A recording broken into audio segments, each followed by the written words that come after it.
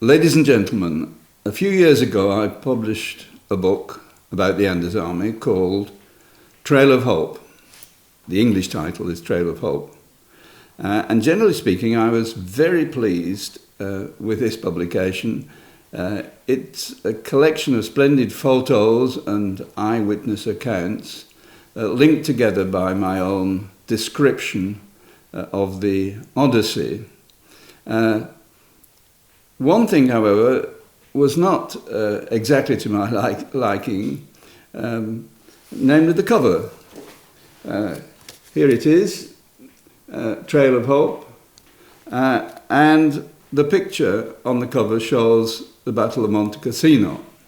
In my view, the cover should have had a picture showing the extraordinary journey which those soldiers and their dependents made between 1941 and 1946.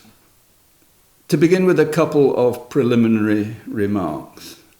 Firstly, the Western view of the Second World War is black and white.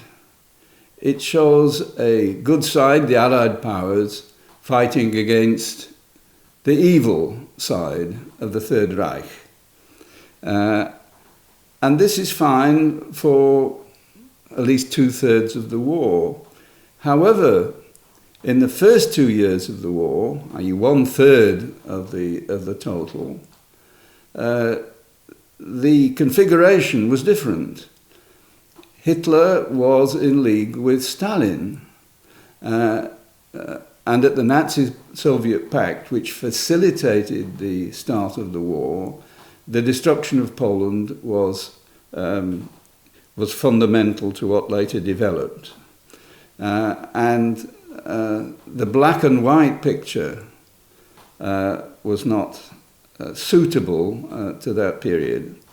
Secondly, I would emphasize that the United Kingdom survived the Second World War, came out on the winning side, thanks to the help of numerous allies, starting, of course, with the members of the Commonwealth, but later, including Poland, the first ally, later the United States, and Soviet Russia. Without those allies, it's very doubtful that we would have come out of the war as safely as we did. The story of the Trail of Hope, the Odyssey of the Andes Army, starts in 1939 to 41, when up to 2 million Polish citizens were deported by Stalin into the depths of Central Asia and Siberia. At that time, Poland was divided by its two conquerors, the Nazi Germans in the west and the Soviets in the east. And these people were removed for no other reason that they were Polish and belonged to certain social categories. The Nazis destroyed people according to pseudo-racial principles. Stalin destroyed people according to political and social categories. And the people whom he deported from Poland in 1940-41 were state employees, teachers, railway officials, bureaucrats, politicians of all sorts, and any category that disliked him, like stamp collectors and Esperantists. And these deportees, half of whom died within a year or so in Siberia, formed a pool of people many thousands of miles from home. The second stage of the Odyssey is titled Amnesty, in the summer of 1941, when the Soviet Union was attacked by Nazi Germany and was in desperate need of manpower and troops. In those circumstances, Stalin gave an amnesty to all the surviving deportees on condition that they form an army. And this army was formed on the Volga, in the middle of Russia, under the command of General Władysław Anders, who'd been dragged out of death's cell in the Lubyanka and told he was going to command an army of 80 or 100,000 men. In this way, there arose the Polish army in the USSR, the Anders army, whose name changed as they proceeded down the trail. The third stage on the trail is in Central Asia, in Uzbekistan. Anders had formed his army in terrible Russian winter conditions on the Volga, and decided that in order to survive, they had to leave the freezing north and move towards the warm south. And they went to Uzbekistan, only to be met by plagues of disease and hunger, from which again many people died. More soldiers of the Anders army died from hunger and disease in Central Asia than at the Battle of Monte Cassino. Fortunately, Churchill was able to make an agreement with Stalin that this army would be evacuated from the south of the USSR to the Middle East in order to help British defences, which were very hard-pressed at the time. And so, taking 40,000 women and children with him, Anders, like the Moses of biblical times, took his people across the sea, across the Caspian Sea, to refuge in Iran. Iran is the fourth stop on the way. In 1942 to 43, when the Anders army and their dependents arrived, the country was divided into a Soviet zone of occupation and a British zone of occupation. And the British were there to receive these half-starved soldiers and civilians who came out of Russia, out of the Soviet Union,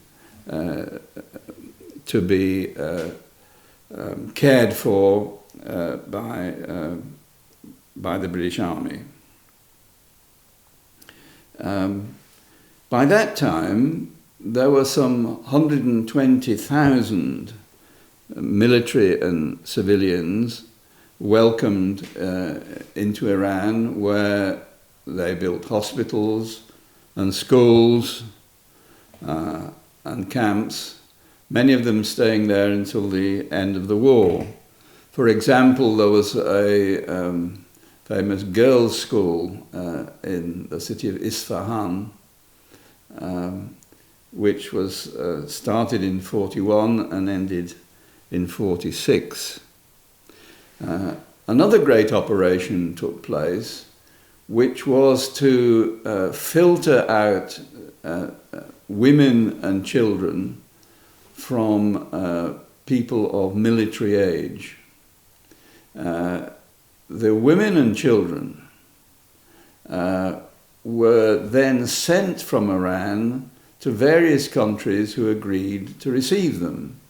The biggest group went to India, where there were 2 or 3 refugee camps awaiting them. Another big group went to East Africa, to 3 or 4 British colonies in East Africa. Another group went to South Africa. And 2 groups of orphans sailed away, one to New Zealand and the other, believe it or not, to Mexico. The military people, men and women, were sent to neighbouring Iraq, where their initial job was to defend the oil fields from a possible German attack. You have to remember that until Stalingrad, the Soviet victory at Stalingrad at the beginning of 1943, the Germans' main destination on the Eastern Front was the oil fields of the Middle East. In first place, Baku on the Caspian, and after that, the oil fields of northern Iraq. And the Anders army was sent to northern Iraq as a potential line of defense. The Germans never arrived, and so the British had to think of a different purpose for them. Now, Iraq is the 5th stop on the line. Iraq in 1943 was a British protectorate, part of Mesopotamia, and here the British reorganized the Poles, fed, clothed, and armed them, and created a new modern army. The original Anders army, the Polish army in the USSR, was then merged in Iraq with the so-called Carpathian Brigade, which had fought at Tobruk, and together they formed a new formation called the Polish Army in the Middle East. In the desert of Iraq, they received not only their uniforms and their small arms, but all the heavy weaponry required by modern warfare. In other words, tanks, artillery, and all forms of weaponry. One very interesting group to emerge in Iraq were the famous draiverki, the Polish Women's Auxiliary Corps, many thousands of whom were trained as drivers, drivers of heavy 10-ton Leyland lorries, which were to transport the army further along the way. In those days, it was very unusual for women to drive vehicles at all, and in the Middle East, unheard of. Indeed, when they eventually get to Italy, women were not allowed to drive, and yet these petite draiverki at the wheel of these great Leyland lorries were one of the great sensations of the day.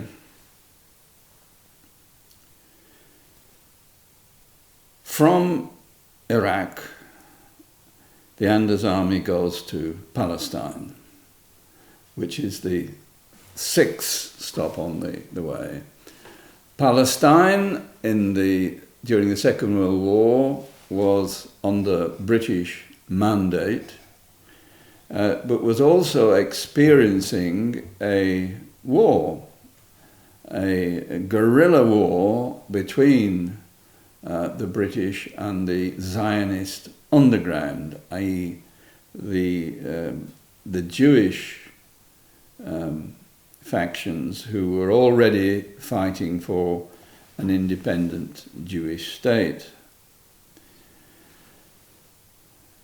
Here, one must emphasize that the Anders army contained a sizable Jewish contingent. There is a myth that Anders did not accept Polish recruits. Quite wrong. Among the 5,000 or so Jews in the Anders army was Menachem Begin, future Prime Minister of Israel, who was a sergeant in the army, and yet who in his memoirs made the astonishing statement that the Jews were not admitted. Quite the contrary. Anders had a very strongly held principle that all citizens of the Polish Republic were eligible to serve, irrespective of their religion, nationality, language, culture, and so on. And the Anders army was the men and women of the multinational Polish Republic on the march. Poles, of course, in the majority, but Ukrainians, Belarusians, Lithuanians, Jews, and one or two more besides. When the Anders army drove into Palestine in 1943, a few of the Jewish soldiers deserted to join the Zionist underground.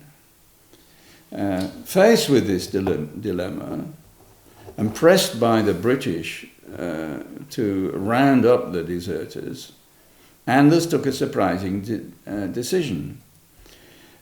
He made a famous statement saying that if people have two homelands, i.e. Poland and the future Israel, then they must choose between them. And he gave the Jewish soldiers in the ranks the choice whether to stay or to leave within a set period of 2 or 3 weeks. And about half the Jewish soldiers left by permission with their arms. About half of them stayed to live and fight with the army as it went forward. But those Polish Jewish underground fighters were the biggest contingent that ever joined the Zionist underground, and one finds them later on serving prominently in the Israeli Defense Forces. Stop number 7 is Egypt. The Egypt of King Farouk and the British Protectorate. Among the photos, favourite photos you see in my album, Polish men and women of the Anders army visiting the sites of the pyramids, riding camels and so on. But that was only a momentary relaxation. Cairo was the hotbed of spies in the Mediterranean theatre, and there's some interesting stories about how Poles made a formidable contribution to British intelligence at the time. But the main purpose, of course, was to reach the port of Alexandria, from where they were due to sail to Italy. Here we meet a lovely story. One artillery regiment within the Anders army had found a young bear cub in Iran, and the bear cub had accompanied them all the way through the deserts of Iraq, through Palestine, to Egypt. And by this time, the cub had become a 6 foot or 7 foot tall animal with a huge appetite, and hugely strong. It was used for carrying ammunition cases. But when the Polish soldiers led it, or tried to lead it aboard the British ship in Alexandria, the Navy said, "I'm sorry, we don't take animals." So the bear's carers decided to give the animal soldiers' papers, a registration number, a dog tag, and a ration card. And they reboarded the ship, presented the bear's documents, a soldier number, whatever it was, and Wojciech the Bear was taken aboard and went with them all the way from Italy and eventually to Great Britain. Wojciech was to survive the war by some 20 years in Edinburgh Zoo, and there are several statues to him in Edinburgh, a great children's favourite, and not only children. The 8th stop of the Odyssey, on the other side of the Mediterranean, was Italy. By now, the Anders army had been renamed as the 2nd Corps of the British 8th Army. In fact, it was the largest unit in the 8th Army, where non-British units actually outnumbered the British divisions. Apart from the Poles, there were Free French, there were Moroccans, there were New Zealanders, a Maori battalion, there were Canadians, Americans, and so on. And there is no army of the Second World War which better illustrates this necessary formula that British success depended on cooperation with allies. The Italian campaign of 1943 to 45 was not the greatest success story in the war. The terrain was extremely mountainous, favoured the German and Italian defenders, and the Allied armies, British and American, made very slow progress. They never reached their destination, which Churchill had in mind, of crossing the Alps from the south. Nonetheless, it was an extremely hard-fought campaign in which the Second Corps was particularly distinguished. At the great sticking point of Monte Cassino, where the 8th Army was held up for 5 months, unable to dislodge the German defenders, It was men of the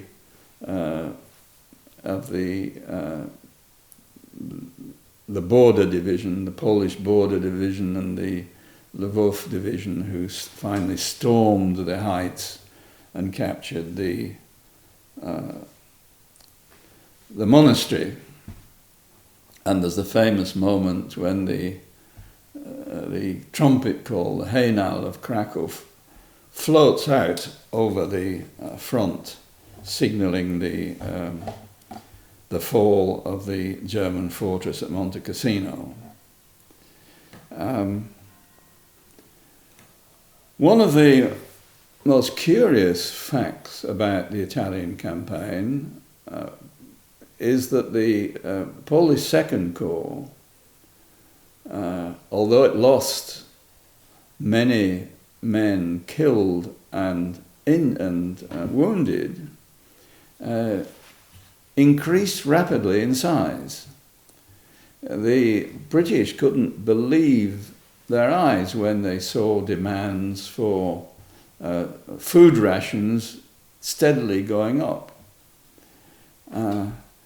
And when 43,000 Poles landed in Bari at the beginning of 1943, and by the end of the campaign, the Second Corps had 100,000 people. And, where did they come from?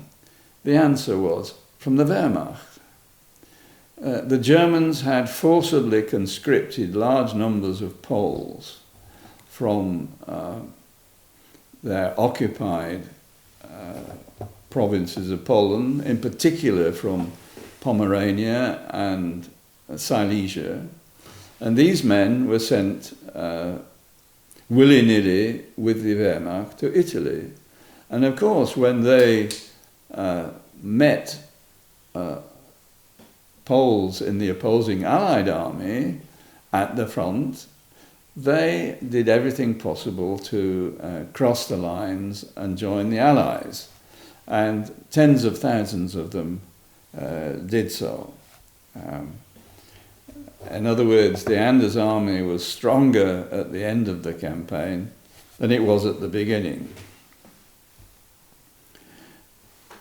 Now, during the final stages of the Italian campaign, in February 1945, news came through of the Yalta Agreement, where the big three, Stalin,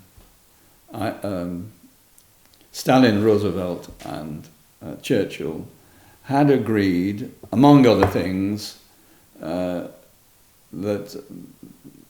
the lands of eastern Poland should be annexed by the Soviet Union.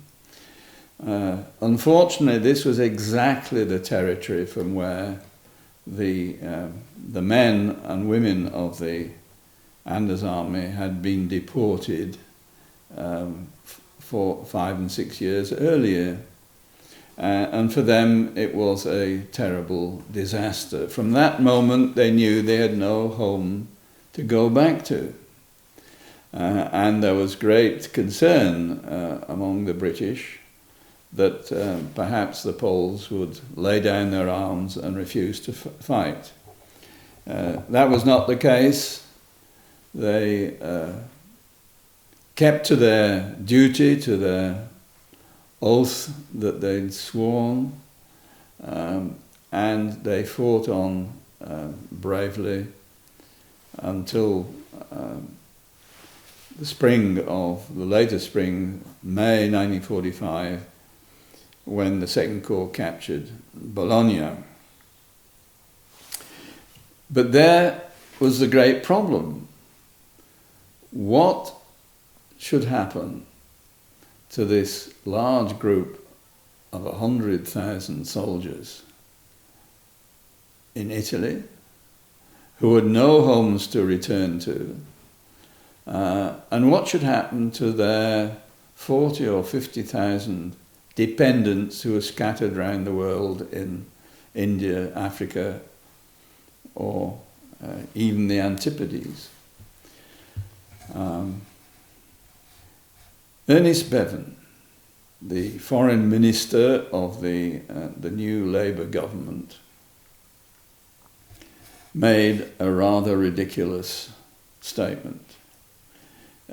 He circulated a notice to the soldiers of the Anders Army saying that in the view of Her Majesty's government, the Poles should return home to Poland.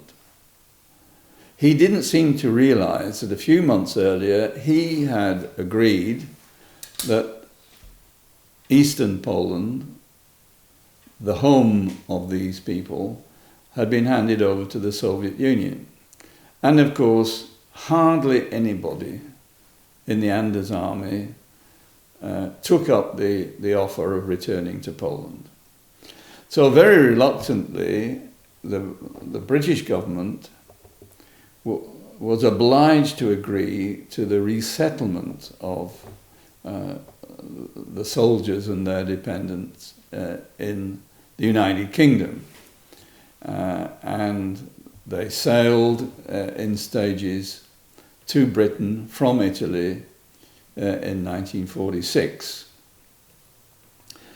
But of course they weren't free, they were not capable of making a living in Britain immediately. They benefited from the first ever comprehensive resettlement scheme of foreign migrants, the Polish resettlement scheme, which went into operation in 1947.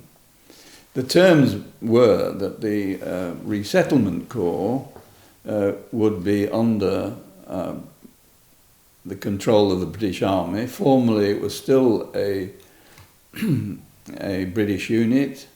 The Polish soldiers and their families would be accommodated in camps which had recently been used by the Americans and Canadians. They would be trained in useful civilian trades. They would be taught English, and after 2 years they would be free to move into civilian life.